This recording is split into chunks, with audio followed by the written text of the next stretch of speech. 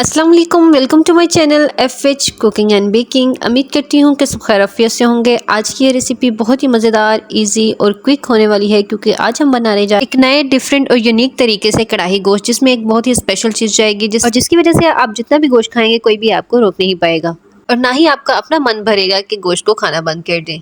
इसलिए वीडियो को आपने लास्ट तक देखना है, कोई भी चीज़ आपने स्किप नहीं करनी। इस रेसिपी में मैं आपको बहुत सी ऐसी टिप्स एंड ट्रिक्स बताऊंगी जिससे ये रेसिपी जो है बहुत ही ज़्यादा अच्छी बन जाएगी। तो चलिए स्टार्ट करते हैं। यहाँ पे मैंने 1 kg लिया है बीफ जो है यहाँ पे मैंने नॉर्मल साइज़ की ही इसकी बोटियाँ रखी हैं। उसके बाद यहाँ पे मैंने लिया है 3 अदद बड़े साइज़ का प्याज को जो है आपने नॉर्मल ही काट लेना है। उसके बाद यहाँ पे लिया है मैंने 3 अदद टमाटर को आपने पहले अच्छे से वॉश कर लेना है। वॉश करने के बाद आपने इसके नॉर्मल 1 इंचेस के करीब जो है इसके पीसेस कर देने हैं। और उसके बाद यहाँ पे मैंने ऐड की है सब्ज़ मिर्च, और यहाँ पे मिर्च जो है आपने साबुत ही यूज़ करनी है, इसमें कटिंग नहीं करनी। उसके बाद यहाँ पे मैंने ऐड किया है 1 कड़ी पत्ता और उसके छोटे छोटे पीसेस कर लिए हैं। उसके बाद इसके अंदर मैंने ऐड की है 2 इलायची बड़ी साइज़ की, और यहाँ पे इलायची जो है आपने ब्लैक वाली लेनी है। उसके बाद यहाँ पे मैंने ऐड की है लौंग के जो है आपने 5 दाने ले लेने हैं, वो भी इसके अंदर ऐड कर देनी है। उसके बाद इसमें ऐड कर देंगे दालचीनी जो है यहाँ पे आपने 1 इंचेस की लेनी है और उसके जो छोटे छोटे पीसेस कर लेने हैं। उसके बाद हम बाकी स्पाइसेस इसके अंदर ऐड करेंगे, जिनमें से सबसे पहले मैंने ऐड कर दिया है सॉल्ट जो है यहाँ पे मैंने 1 टेबलस्पून ऐड की है। और उसके बाद इसमें जाएगा ½ टेबलस्पून हल्दी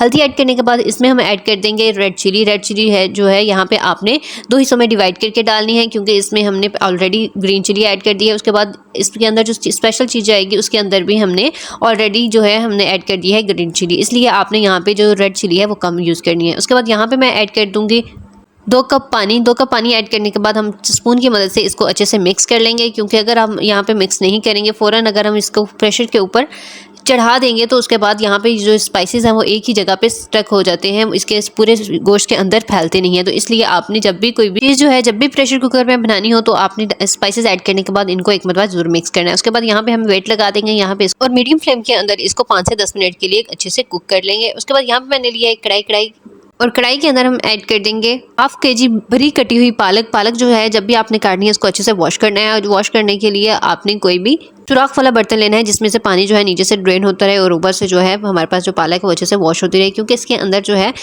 रेत और मिट्टी की जो क्वांटिटी बहुत ज़्यादा होती है, तो इसलिए आपने इसको अच्छे से वॉश करना है। उसके बाद इसके अंदर हमने ऐड कर दिया है 2 साबुत ग्रीन चिली आपने इसके अंदर ऐड कर देनी है। उसके बाद इसके अंदर ऐड कर देंगे सॉल्ट जो है यहाँ पे 1 टीस्पून लेना है। और उसके बाद स्पेशल चीज़ जो इसके अंदर ऐड करनी है वो है विनीगर, जो सिरका होता है वाइट सिरका, वो आपने इसके अंदर ऐड करना है। और यहाँ पे सिर्फ ½ टेबलस्पून ही आपने इसके अंदर सिरका ऐड करना है। सिरका ऐड करने से ये होता है कि हमारे पास जो पालक का कलर जो है बिल्कुल मेंटेन रखता है, इसका कलर जो है बिल्कुल भी चेंज नहीं होता। जैसा कि नॉर्मली जब भी पालक को बनाया जाता है तो इसका कलर जो है फ़ौरन ही लाइट सा होना स्टार्ट हो जाता है, येलो सा पड़ जाता है। तो इसलिए ये इस कलर को जो बिल्कुल है मेंटेन रखेगा, इसका कलर जो है बिल्कुल बरकरार ऐसे ही रहेगा, ग्रीन बहुत ही फ्रेश जो इसमें हमारे पास जो इस रेसिपी के अंदर नज़र आएगा। तो इसलिए आपने विनीगर इसके अंदर ज़रूर ऐड करें। अगर आपके पास विनीगर ना हो तो इसके अंदर लेमन के जो है आपने ½ लेमन लेना है, उसके ड्रॉप्स इसके अंदर आपने ऐड कर देने। उसके बाद इसके अंदर मैंने ऐड किया है 1 कप पानी ऐड करने के बाद आपने इसको 1 से 2 मिनट के लिए अच्छे से हाई फ्लेम के अंदर कुक करना है। कुक करने के बाद आपने एक मतलब चेक कर लेना है कि इसका पानी ना बिल्कुल भी ड्राई नहीं होना चाहिए, बल्कि हल्का सा इसको जब कुक हो जाएगा तो आपने इसके बाद इसको उतार लेना है। यहाँ पे आप देख सकते हैं यहाँ पे पानी जो है हल्का सा ड्राई हो चुका है और थोड़ा सा पानी जो है इसके अंदर बाकी रह चुका है, लेकिन इसका जो कलर है वो बिल्कुल भी फेड नहीं हुआ, बिल्कुल भी जो है यहाँ पे कलर कम नहीं हुआ, एज इट इज़ वैसा ही फ्रेश हमारे पास जो है यहाँ पे लग रही है। उसके बाद यहाँ पे आपने उतार लेनी है पालक चूल्हे से। उसके बाद इसको थोड़ा सा ठंडा करना है। ठंडा करने के बाद आपने ब्लेंडर के अंदर ऐड करके ब्लेंड कर लेना है। ब्लेंड करने के बाद आपने इसको साइड पर रख देना है। उसके बाद यहाँ पे जो है गोश्त जो हमने ऑलरेडी प्रेशर कुकर पे लगा कर रख दिया था वो हमारे पास ऑलमोस्ट 5 से 6 मिनट हो चुके थे। और उसके बाद यहाँ पे मैंने चेक किया तो यहाँ पे ऑलमोस्ट हमारे पास जो है गोश्त अच्छे से गल चुका है और इसके अंदर जितने हमने स्पाइसेस ऐड किए थे वो भी अच्छे से गल चुके हैं। तो यहाँ पे आप देख सकते हैं इसके अंदर थोड़ा सा पानी बाकी रह गया है, तो हाई फ्लेम करके हमने यहाँ से जो पानी है इसका हल्के से जो ड्राई कर लेंगे, ताकि इसके अंदर जो है बहुत ज़्यादा पानी ना रहे और थोड़ा सा बहुत ज़्यादा इसको ड्राई भी नहीं करना। उसके बाद यहाँ पे मैंने लिया एक कढ़ाई के अंदर हम ऐड कर देंगे 1 कप जो है कुकिंग ऑयल ऐड करने के बाद यहाँ पे ऐड कर देंगे 1½ टेबलस्पून अदरक लहसुन का पेस्ट। और यहाँ पे अदरक लहसुन का पेस्ट आपने इसके अंदर फ़ौरन ही ऐड कर देना है। उसके बाद यहाँ पे जितना भी काम होगा वो पूरा हाई फ्लेम के अंदर ही होगा, क्योंकि यहाँ पे जो है हम इसकी भुनाई करेंगे। तो यहाँ पे अदरक लहसुन का पेस्ट ऐड करने के बाद हमने हाई फ्लेम के अंदर इसको हल्का सा जो है लाइट ब्राउन करना स्टार्ट कर देना है। और यहाँ पे इसको बहुत ज़्यादा डार्क नहीं करना, ताकि हम जब इसके अंदर बाकी जो इंग्रेडिएंट ऐड करेंगे तो उसका जो जितना भी टेस्ट है अदरक लहसुन का उनके अंदर ज़्यादा जाए और यहाँ पे कम चले। तो इसलिए इन चीज़ों का आपने अच्छे से ख्याल रखना है।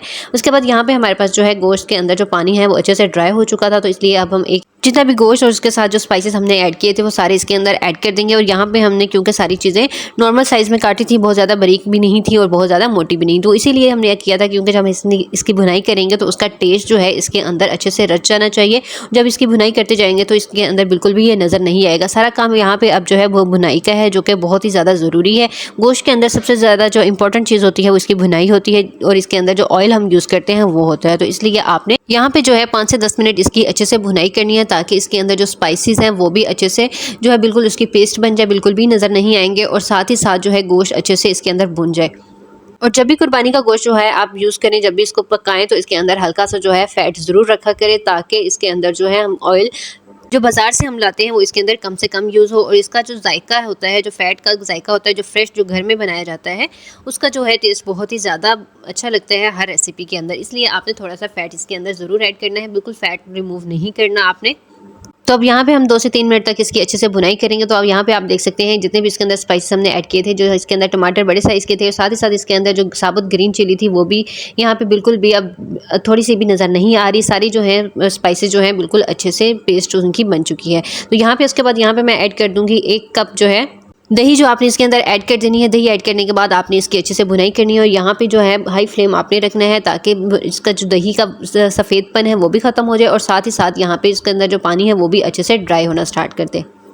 और अगर अभी तक आपने मेरे चैनल को सब्सक्राइब नहीं किया तो जल्दी से सब्सक्राइब कर दीजिए, और साथ ही बेल आइकन को भी ज़रूर ऑन किया करें, ताकि ऐसी बहुत सी इजी क्विक रेसिपीज़ का नोटिफिकेशन सबसे पहले आप ही को मिले। और साथ ही साथ दोस्तों के साथ भी ज़रूर शेयर किया करें, क्योंकि दोस्तों के साथ अपना नॉलेज शेयर करना भी सदका जारिया होता है।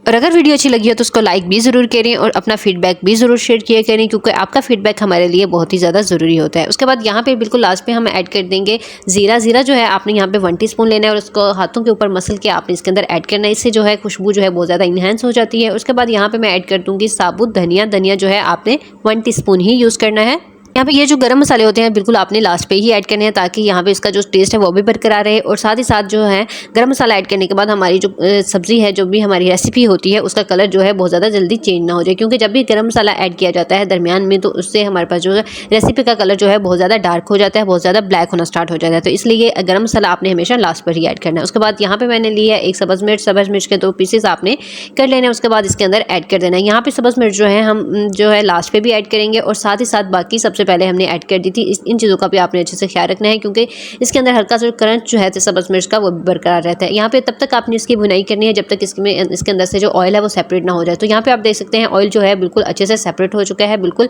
अलग हो चुका है, सारा नज़र आना स्टार्ट हो चुका है। उसके बाद इसके अंदर हम ऐड कर देंगे पालक। पालक जो है यहाँ पे ब्लेंड हुई ऑलरेडी हमने करके रख दी थी। तो यहाँ पे इसका कलर आप देख सकते हैं अभी तक एज इट ऐसा ही है, क्योंकि हमने इसके अंदर ऑलरेडी सिरका ऐड कर दिया था, जिसकी वजह से इसका कलर जो है मेंटेन रहा है, बिल्कुल भी फेड नहीं हुआ, येलोविश जो इसका कलर है वो नहीं हुआ। तो इसके बाद इसके अंदर हमने ऐड कर दिया है पालक। पालक ऐड करने के बाद आपने इस यहाँ पे 2 से 3 मिनट इसकी अच्छे से भुनाई करनी है, और यहाँ पे हाई फ्लेम के अंदर ही इसको अच्छे से कुक कर लेंगे, ताकि इसके अंदर जितने भी स्पाइसेस वो अच्छे से इसके अंदर मिक्स हो जाए, और दोबारा से इसके अंदर जो ऑयल है वो रिलीज़ होना स्टार्ट हो जाए।